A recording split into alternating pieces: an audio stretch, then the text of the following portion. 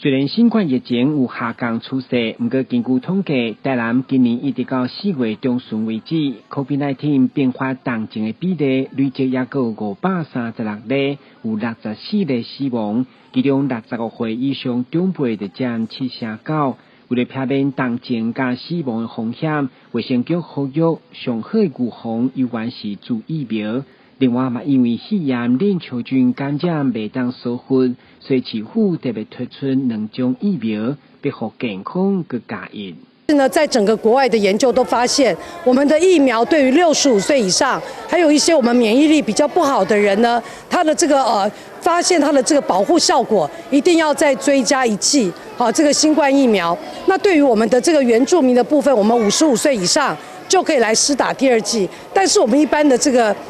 民众的话呢，我们建议65岁以上尽快来施打。那不但是我们施打65岁以上这一剂 XBB， 它可以同时跟我们的肺炎链球菌一起来施打，所以大家来一趟医院，我们可以2剂一起打；来一趟我们卫生所或者是我们的合约诊所，都可以同时来接种2剂。一方面保护我们的肺炎的发生，一方面新冠疫情的威胁。卫生局呼吁户下注疫苗资格要赶紧前往合约院所，或者是卫生所来做，提升家己的保护力。台湾新闻管及采访报道。